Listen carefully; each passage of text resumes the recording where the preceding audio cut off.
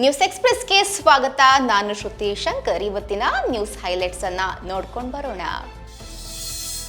Cipher ಪ್ರಕರಣದಲ್ಲಿ ಮಾಜಿ ಪ್ರಧಾನಿ ಇಮ್ರಾನ್ ಖಾನ್ ಮತ್ತು ಮಾಜಿ ವಿದೇಶಾಂಗ ಸಚಿವ ಶಾ ಮೊಹಮ್ಮದ್ ಖುರೇಷಿ ಅವರಿಗೆ ಮಂಗಳವಾರ ತಲಾ 10 ವರ್ಷ ಜೈಲು ಶಿಕ್ಷೆ ವಿಧಿಸಲಾಗಿದೆ. ಸೈಫರ್ ಎಂಬ ರಹಸ್ಯ ರಾಜತಾಂತ್ರಿಕ ಕೇಬಲ್ ಮಾಹಿತಿಯನ್ನು ಬಹಿರಂಗಪಡಿಸಿದ್ದಕ್ಕಾಗಿ ಅಧಿಕೃತ ಕಾಯ್ದೆ ಉಲ್ಲಂಘಿಸಿದ್ದಾರೆ ಎಂಬ ಆರೋಪವನ್ನು ಇವರಿಬ್ಬರು ಎದುರಿಸ್ತಾ ಇದ್ರು. ಹಾಗಾಗಿ ಪಾಕಿಸ್ತಾನದ ಮಾಜಿ ಪ್ರಧಾನಿ ಇಮ್ರಾನ್ ಖಾನ್ ಅವರಿಗೆ 10 ವರ್ಷ ಜೈಲು ಶಿಕ್ಷೆ ವಿಧಿಸಲಾಗಿದೆ. ಸೊಮಾಲಿಯಾ ಪೂರ್ವ ಕರಾವಳಿಯಲ್ಲಿ ಕಡಲ್ಕಳ್ಳರು ಅಪಹರಿಸಿದ್ದಂಥ 2 ಮೀನುಗಾರಿಕಾ ಹಡಗಿನಲ್ಲಿ ಒಟ್ಟು 36 ಮಂದಿಯನ್ನ ಭಾರತೀಯ ನೌಕಾಪಡೆ ರಕ್ಷಣೆ ಮಾಡಿದೆ. 2 ಕಾರ್ಯಾಚರಣೆಗಳಲ್ಲಿ ಪಾಕಿಸ್ತಾನದ 19 ಮತ್ತು ಇರಾನ್ನ 17 ಸಿಬ್ಬಂದಿಯನ್ನ ರಕ್ಷಣೆ ಮಾಡಲಾಗಿದೆ. ಬಿಜೆಪಿ ಮುಖಂಡ ರಂಜಿತ್ ಶ್ರೀನಿವಾಸನ್ ಕೊಲೆ ಪ್ರಕರಣದಲ್ಲಿ ಈಗ ನಿಷೇಧಿಸಿರುವಂತಹ ಪಾಪ್ಯುಲರ್ ಫ್ರಂಟ್ ಆಫ್ ಇಂಡಿಯಾ 15 ಮಂದಿ ಕಾರ್ಯಕರ್ತರಿಗೆ ಕೇರಳ ಕೋರ್ಟ್ ಮರಣದಂಡನೆ ವಿಧಿಸಿದೆ. 2.5 ವರ್ಷದ ಹಿಂದೆ ರಂಜಿತ್ರನ್ನ ಹೆಂಡತಿ ಮಕ್ಕಳ ಮುಂದೆ ಕಡಿದು ಬರ್ಬರವಾಗಿ ಕೊಲೆ ಮಾಡಲಾಗಿತ್ತು. ರಾಜಸ್ಥಾನದ ರಣಥಂಬೋರ್ ರಾಷ್ಟ್ರೀಯ ಉದ್ಯಾನವನದಲ್ಲಿ 2 ಹುಲಿಗಳು ಪ್ರವಾಸಿಗರ ಎದುರಲ್ಲೇ ಕಚ್ಚಾಡಿಕೊಂಡಿದೆ. ಈ ಪ್ರದೇಶಗಳಲ್ಲಿ ಹುಲಿಗಳ ಸಂಖ್ಯೆ ಹೆಚ್ಚಾಗಿರುವುದರಿಂದ ಇಲ್ಲಿನ ಸೊಬಗನ್ನ ಕಣ್ತುಂಬಿಸಿಕೊಳ್ಳಲು ಸಾಕಷ್ಟು ಜನರು ಬರ್ತಾರೆ. ಈ ಹುಲಿಗಳ ಜಿದ್ದಾಜಿದ್ದಿಯನ್ನ ನೋಡಿ ಪ್ರವಾಸಿಗರು ಕಣ್ತುಂಬಿಸಿಕೊಂಡ್ರು.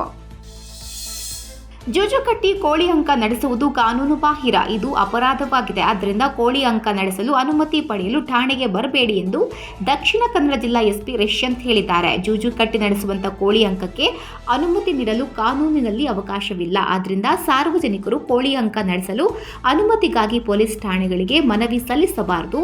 ಇಂತಹ ಅಕ್ರಮ ಚಟುವಟಿಕೆಗಳನ್ನು ನಡೆಸುವುದು ಕಂಡುಬಂದಲ್ಲಿ ಅವರ ವಿರುದ್ಧ ಸೂಕ್ತ ಕಾನೂನು ಕ್ರಮ ಕೈಗೊಳ್ಳಲಾಗುವುದು ಎಂದು ಎಸ್ಪಿ ರಿಷ್ಯಂತ್ ತಿಳಿಸಿದ್ದಾರೆ.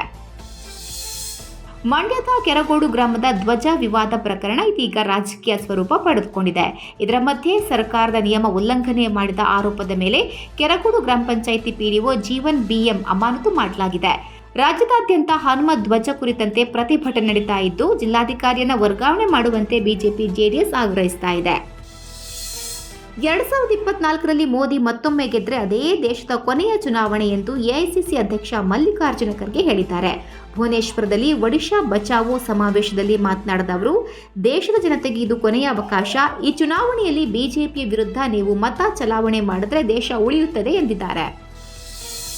ಕೆರಗೋಡು ಹನುಮಧ್ವಜ ವಿವಾದದ ಬೆನ್ನಲ್ಲೇ ಶಿವಾಜಿನಗರದಲ್ಲಿ ಹಸಿರು ಬಾವುಟ ಹಾರಾಡಿರುವುದಕ್ಕೆ ಮತ್ತೊಂದು ವಿವಾದ ಸೃಷ್ಟಿಯಾಗಿದೆ. ಶಿವಾಜಿನಗರದ ಚಾಂದಿನಿ ಚೌಕ್ನಲ್ಲಿರೋ ಕಂಬದ ಮೇಲೆ ಹಸಿರು ಬಾವುಟ ಹಾರಾಡ್ತಿರೋ ಫೋಟೋವೊಂದನ್ನು ವ್ಯಕ್ತಿಯೋರ್ವರು ಸಾಮಾಜಿಕ ಜಾಲತಾಣದಲ್ಲಿ ಹಂಚಿಕೊಂಡಿದ್ರು. ಶಿವಾಜಿನಗರದ ಚಾಂದಿನಿ ಚೌಕ್ನಲ್ಲಿ ಹಾರಾಡ್ತಿರುವಂತಹ ಈ ಫ್ಲಾಗ್ ಯಾವ ಧರ್ಮಕ್ಕೆ ಸೇರಿದ್ದು ಸಿದ್ದರಾಮಣ್ಣ ಉತ್ತರ ಕೊಡಿ ಎಂದು ಎಕ್ಸ್ನಲ್ಲಿ ಪ್ರಶ್ನೆ ಮಾಡಿದ್ರು. ಇದರ ಜೊತೆಗೆ ಮತ್ತೊಬ್ಬ ವ್ಯಕ್ತಿ ಇದನ್ನ ತೆಗೆಸೋ ತಾಕತ್ತಿಲ್ವಾ, ಹಿಂದೂ ಗ್ರಾಮಸ್ಥರ ಮೇಲೆ ಮಾತ್ರ ನಿಮ್ಮ ಅಟ್ಟಹಾಸವ ಎಂದು ಪ್ರಶ್ನೆ ಮಾಡಿದ್ರು. ಈ ಫೋಟೋ ವೈರಲ್ ಆಗ್ತಾ ಇದ್ದಂತೆ ಸಂಬಂಧಪಟ್ಟ ಪೊಲೀಸರು ಎಚ್ಚೆತ್ತುಕೊಂಡು ಸಂಬಂಧಪಟ್ಟವರ ಸಮ್ಮುಖದಲ್ಲಿ ಹಸಿರು ಬಾವುಟ ತೆಗೆಸಿ ರಾಷ್ಟ್ರ ಧ್ವಜ ಹಾಕಿಸಿದ್ದಾರೆ. ಉತ್ತರ ಕರ್ನಾಟಕದ ಆರಾಧ್ಯ ದೈವ ಸದ್ಗುರು ಸಿದ್ಧಾರೂಢರ ಮಠದಲ್ಲಿ ಭಕ್ತರನ್ನ ವ್ಯವಸ್ಥಿತ ರೀತಿಯಲ್ಲಿ ನಿರ್ವಹಣೆ ಮಾಡಲು ಈಗ ವಿನೂತನ ಕಾರ್ಯಕ್ಕೆ ಮುಂದಾಗಿದೆ. ಶಿರಡಿ ಸಾಯಿಬಾಬಾ ಮಂದಿರದ ಮಾದರಿಯಲ್ಲಿ ಸಿದ್ಧಾರೂಢರ ಮಠದಲ್ಲಿ ಸ್ವಯಂ ಸೇವಕರನ್ನ ನೋಂದಾಯಿಸಲು ಮುಂದಾಗಿದೆ. ಹೌದು, ರಾಜ್ಯ ಸರ್ಕಾರದ ಗ್ಯಾರಂಟಿ ಯೋಜನೆಯಿಂದ ಮಠಗಳಿಗೆ ಹಾಗೂ ದೇವಸ್ಥಾನಕ್ಕೆ ಭಕ್ತರ ಸಂಖ್ಯೆ ಹೆಚ್ಚಾಗಿ ಹರಿದು ಬರ್ತಾ ಇದೆ. ಈ ನಿಟ್ಟಿನಲ್ಲಿ ವಿಶೇಷ ದಿನಗಳಲ್ಲಿ ಅಮಾವಾಸ್ಯೆ, ರಾಮನವಮಿ, ವಿಜಯದಶಮಿ, ಶ್ರಾವಣ ಮಾಸ, ಲಕ್ಷದೀಪೋತ್ಸವ ಹಾಗೂ ಇತರ ದಿನಗಳಲ್ಲಿ ಭಕ್ತರ ಸಂಖ್ಯೆ ಹೆಚ್ಚಾಗಿದ್ದು, ಈ ನಿಟ್ಟಿನಲ್ಲಿ ಭಕ್ತರ ಅನುಕೂಲಕ್ಕಾಗಿ ಸಿದ್ಧಾರೂಢರ ಮಠದಲ್ಲಿ ಸ್ವಯಂ ಸೇವಕರಾಗಿ ಸೇವೆ ಸಲ್ಲಿಸುವವರು ನೋಂದಣಿ ಮಾಡಿಕೊಳ್ಳಲು ಸೂಚನೆ ನೀಡಲಾಗಿದೆ.